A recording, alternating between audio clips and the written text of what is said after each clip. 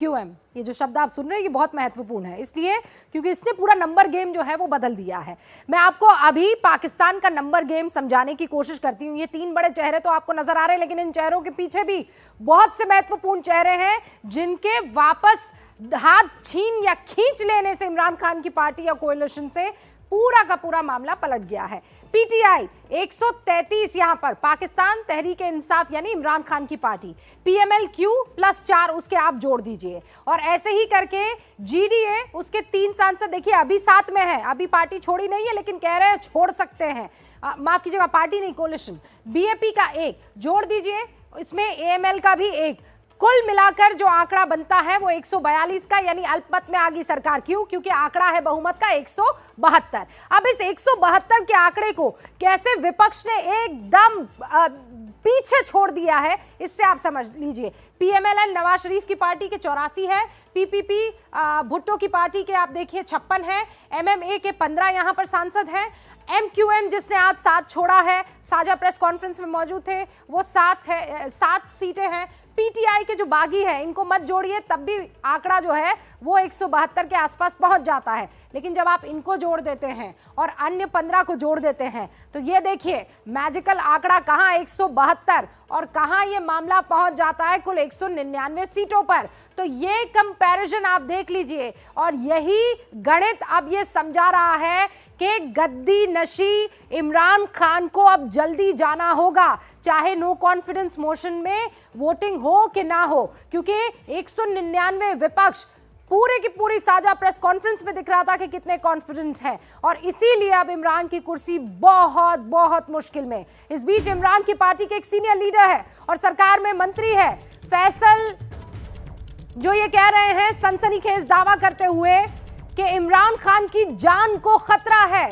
उन्होंने कहा है कि सीक्रेट चिट्ठी में लिखा है कि इमरान की हत्या की जा सकती है, उनको असैसिनेट किया जा सकता है। इमरान की पार्टी के एक सीनियर लीडर फैसल ने यह दावा किया है कि उस खुफिया चिट्ठी का अंश तो सामने भले ही ना आए, लेकिन उसमें लिखा गया है कि इमरान की जान को खतरा है। पाकिस्तान से इस वक्त की यह बड़ी खबर, हमजा मेरे सहयोगी जुड़ चुके हैं, जरा उनका रुख करते हैं। हमजा, ये चिट्ठी तो इतना बड़ा बवाल मचा लेगी ये किसी ने नहीं सोचा था, कुछ मिनटों बस उसे लहराया था और अब उसी के इर्द गिर्द पूरी सियासत। कहा यह जा रहा है कि इमरान को जान से मार दिया जाएगा। अब ये कौन सी नई स्ट्रैटेजी?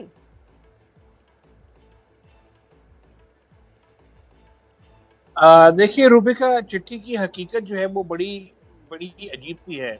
इमरान खान जिस चिट्ठी को किसी फॉरेन कंट्री की तरफ से दी हुई धमकी कह रहे थे, वो बेसिकली पाकिस्तान के जो एम्बेसडर हैं असद मजीद खान यूएस के, उसमें उनके हाथ की लिखी हुई है, उनके टाइप की भी है, और वो एक कॉन्वर्सेशन का डिप्लोमेटिक केबल है जो उनका एक यूएस डिप्लोमेट के साथ हुई, जिसमें उन्होंने इस तरह की बातों का जिक्र किया, और इनके हमारे ही जो एम्बेसडर हैं उन्होंने ये डिटेल करके फॉरेन ऑफिस को भेजा, और फॉरेन ऑफिस ने आगे ये इमरान खान के साथ शेयर की। तो ये चिट्ठी जो है वो किसी भी लिहाज से डिप्लोमेटिक केबल तो है, लेकिन कोई एक किसी मुल्क की तरफ से पाकिस्तान को धमकी नहीं है। नंबर 1, ये एक कैजुअल कॉन्वर्सेशन 2 डिप्लोमेट्स के बीच में हुई और उसकी असेसमेंट जो है वो आगे शेयर की गई। तो चिट्ठी का तो है वो ऑलरेडी जो है इस तरह से जो है उसकी इंटेंसिटी तकरीबन खत्म हो गई, लेकिन फिर भी क्योंकि जो है इसको लेके काफी ज्यादा कंसर्न्स हैं, इसी वजह से जो है कहा यह गया है कि इमरान खान आप और मैं जब बात कर रहे हैं चिट्ठी के हवाले उस वक्त मेरी टीम के पास बकायदा इस चिट्ठी में जो जो महत्वपूर्ण चीजें हैं वो हाथ लगी है। मैं दर्शकों को एक बार वो पढ़कर सुना देती हूँ। इमरान की स्वतंत्र विदेश नीति पसंद नहीं की जा रही है, यह उस चिट्ठी का एक अंश है। हम धीरे धीरे करके वो जो अंश उस चिट्ठी में, क्योंकि चिट्ठी अब सामने नहीं लाई जा सकती है, कोर्ट ने इसमें दखल दे दिया है, आने वाले दिनों में हालात और ज्यादा खराब होने वाले हैं, ये पाकिस्तान के लिहाज से कहा गया। अविश्वास प्रस्ताव कामयाब अगर रहा तो फिर देश डावाडोल होगा। अमेरिका में पाकिस्तान के एम्बेसडर ने यह चिट्ठी भेजी जिसका अभी अभी हमजा जिक्र कर रहे थे। सीनियर पत्रकारों के साथ चिट्ठी के पॉइंटर्स साझा हुए हैं। हमजा का रुख करते हैं क्योंकि इमरान खान ने कहा था कि मैं सीनियर वहां पे जितने भी पत्रकार हैं उनसे इनकी डिटेल्स जो है वो शेयर करूंगा, और हमजा इस वक्त वही डिटेल्स हमारे साथ भी शेयर कर रहे थे। हमजा जी देखिए, ये इस लेटर को लेके जो है ना अब मामला काफी ज्यादा आगे जा चुके हैं, क्योंकि इमरान खान जब ये इस लेटर के हवाले से इस थ्रेट के हवाले से पब्लिक गैदरिंग में जिक्र कर रहे थे। एक पब्लिक गैदरिंग आज भी थी नादरा की, जिसके अंदर उन्होंने दोबारा इस चीज का जिक्र किया और कहा कि वो अब सहाफियों को भी ये दिखाएंगे और अपने इत्तेहादियों को भी बुला बुला के एक एक करके ये चिट्ठी दिखाएंगे, तभी जाके। और खास तौर पे उन्होंने कहा था कि वो आज कौम से खिताब भी करेंगे, खिताब भी इसी हवाले से ही होना था। उसी दौरान ही उनको रोका गया। रोकने वाले थे आर्मी चीफ और DGISI, क्योंकि ये मामला नेशनल सिक्योरिटी का है और अगर इस तरह की थ्रेट है जिस तरह के वो क्लेम कर रहे थे, तो इस मामले को मैं माफी के साथ आपको रोक रही हूं क्योंकि बहुत सारे डिटेल्स इस वक्त हमारे पास आ रहे हैं और वो अगर हम साझा नहीं करेंगे देश की जनता के साथ तो अनुचित होगा। पाकिस्तान का सियासी नंबर गेम यही कहता है कि इमरान खान की गद्दी अब जा चुकी है। अब इंतजार इस बात का है कि इमरान खान वोटिंग का सामना करके इस्तीफा देते हैं या फिर वोटिंग से पहले ही गद्दी छोड़ देते हैं। हालांकि इन सब के बीच इमरान के पास अपनी कुर्सी को बचाने का एक इक्का भी मौजूद है।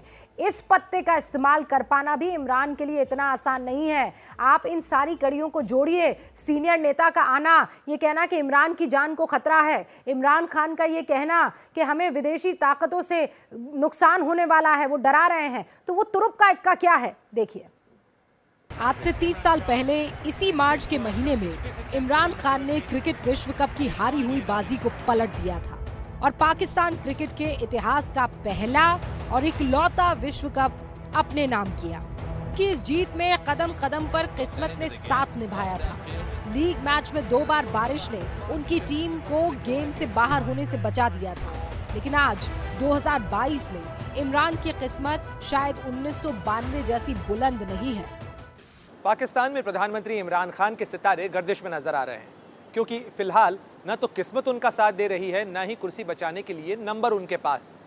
मुश्किलों में घिरे इमरान खान की सत्ता अगर कोई बचा सकता है तो वो सिर्फ सेना है, लेकिन मौजूदा स्थितियों को देखकर लगता है कि फिलहाल इमरान खान सेना का आशीर्वाद भी खो चुके हैं। क्योंकि पाकिस्तान में आपातकाल ऐलान सिर्फ राष्ट्रपति कर सकता है। इसके लिए संसद से 2/3 बहुमत से पारित प्रस्ताव राष्ट्रपति के पास जाना चाहिए। साथ ही आपातकाल सिर्फ 2 कारणों से लगाया जा सकता है। पहला, अगर देश पर कोई बाहरी खतरा मंडरा रहा हो या फिर देश में गृह युद्ध जैसे हालात बन गए हो। फिलहाल पाकिस्तान में ऐसी कोई सूरत नहीं है। हालांकि विपक्ष को इस बात का खतरा महसूस हो रहा है कि इमरान किसी न किसी बहाने से इमरजेंसी का सहारा ले सकते हैं। यानी अगर इमरान आपातकाल से अपनी कुर्सी बचाना भी चाहें तो उनके लिए ऐसा कर पाना मुमकिन नहीं होगा। अब उन्होंने जिस तरह से एक चिट्ठी के जरिए विदेशी ताकतों का नाम लिया है, उसके दम पर भी आपातकाल लगा पाना लगभग नामुमकिन है।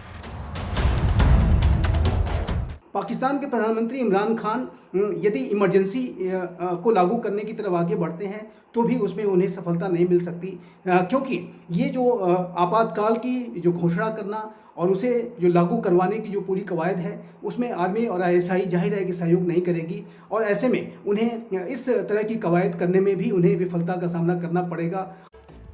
तो ये बात क्लियर है कि वो इमरजेंसी घोषित नहीं कर सकते, लगभग नामुमकिन है। तो फिर क्या रास्ता बचता है? आने वाले वक्त में उनका लाइन ऑफ एक्शन क्या हो सकता है? हमने इस पर विचार करने की कोशिश की है टीम ने।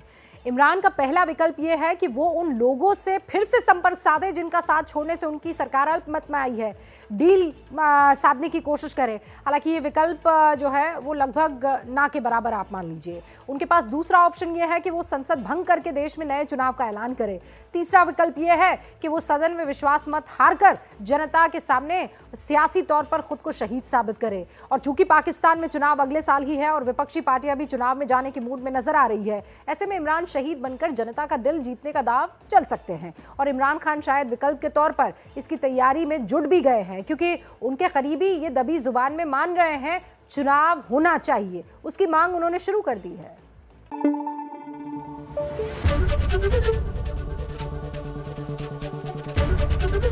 ABP न्यूज़ आपको रखे आगे।